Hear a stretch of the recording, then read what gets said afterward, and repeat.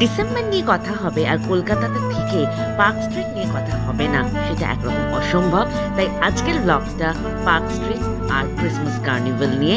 Hello and welcome back to another new blog friends. কেমন আছো তোমরা সবাই? আশা করি তোমরা সবাই খুব ভালো আছো।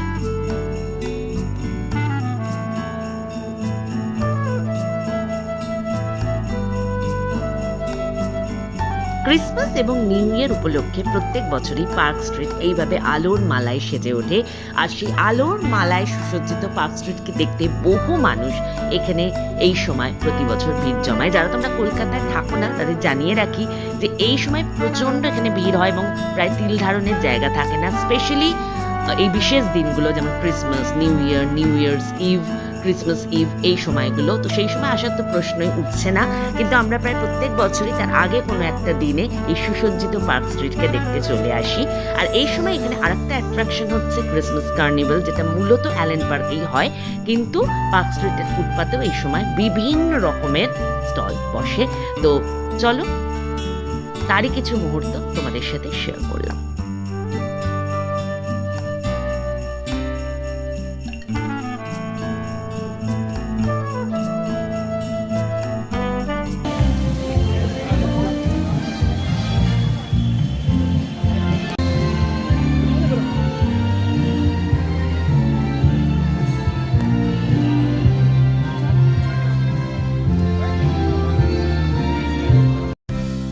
এই সময় অ্যালেন পার্ক এবং পার্ক স্ট্রিটের ফুটপাতে যে স্টলগুলো বসে সেগুলো মূলত কোনো দোকান নয়। বিভিন্ন মানুষ তাদের হাতে তৈরি বিভিন্ন স্পেশাল আইটেমগুলো তৈরি করে এই সময় এখানে ছোট ছোট স্টল দেয়। সেজন্য যে জিনিসগুলো তোমরা এখানে পাবে সেগুলো বছরের অন্য সময় কোনো দোকান থেকে পাওয়া খুব মুশকিল।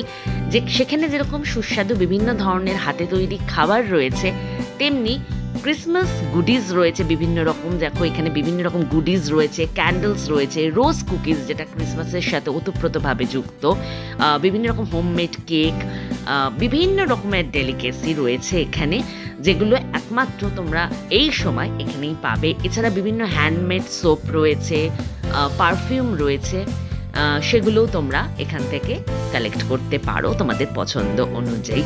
খুব ইউনিক কিছু জিনিস এবং খাবার তোমরা এখানে এই সময় পাবে। এখান থেকে বেরিয়ে আমাদের খেতে যাওয়ার প্ল্যান ছিল বলে এখানে সেরকম কিছু খাবো ভাবিনি, কিন্তু এই গরম গরম চিকেন স্টিমড মোমো দেখে নিজেকে সামলাতে পারলাম না। তাই 1 প্লেট চিকেন স্টিমড মোমো নিয়ে নিলাম আর তার সাথে নিয়ে নিলাম গরম গরম 1 কাপ কফি, যেটা না হলে শীতের সন্ধ্যের আমেজই আসে না। আর এগুলো নিয়ে চলে গেলাম এখানকার প্রোগ্রাম দেখতে। এখানে প্রতিদিন সন্ধ্যেবেলা খুব সুন্দর সুন্দর গানের অনুষ্ঠান হয়, তারই কিছু মুহূর্ত তোমাদের জন্য।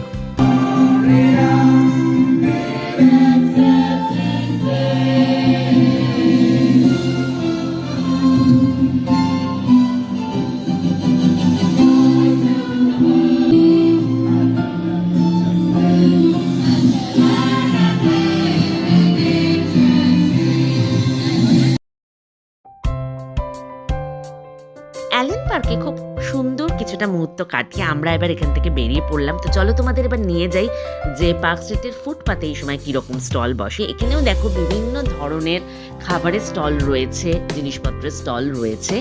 এছাড়া এখানে এই সময় বিভিন্ন ধরনের homemade wine, cake, fried items, বিভিন্ন রকম ক্রিসমাস গুডিজ, ডেকোরেশনের জিনিস, candles, homemade soap, homemade perfume, যার মধ্যে সলিড পারফিউমও রয়েছে, এগুলোর স্টল থাকে।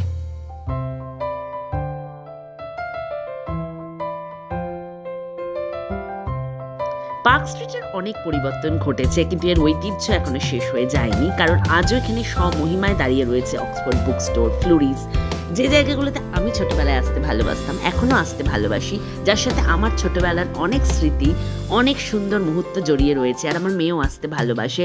সুতরাং পার্ক স্ট্রিট আমার কাছে শুধুমাত্র একটা রাস্তার নাম নয়, পার্ক স্ট্রিট আমার কাছে একটা ইমোশন, একটা নস্টালজিয়া। এরপর আমরা এখান থেকে চলে গেছিলাম মোকাম্বোতে ডিনার করতে।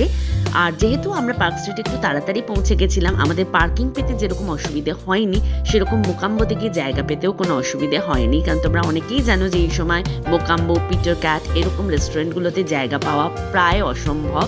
আর এরপর আমি আর কোনো ব্লগ করিনি, কারণ আমরা আরও অনেকের সাথে গেছিলাম ডিনার করতে।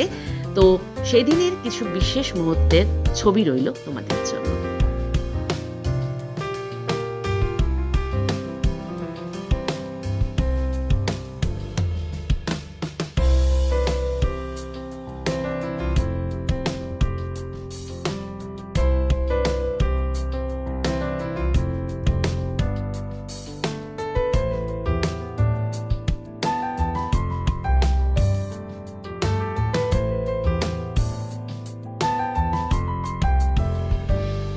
তোমাদের যদি আজকের ব্লগটা ভালো লেগে থাকে লাইক করো, শেয়ার করো, কমেন্ট করে তোমাদের ফিডব্যাক অতি অবশ্যই আমাকে জানিও। আর আমার চ্যানেলটাকে সাবস্ক্রাইব করে বেল আইকনটাকে ক্লিক করে রেখো, যাতে আমি যখনই নতুন ভিডিও আপলোড করব তোমরা সঙ্গে সঙ্গে তার নোটিফিকেশন পেয়ে যাও। খুব তাড়াতাড়ি ফিরে আসছি আরও কিছু ইন্টারেস্টিং ব্লগ নিয়ে। টিল দেন সবাই খুব ভালো থেকো, টেক কেয়ার, বাই বাই।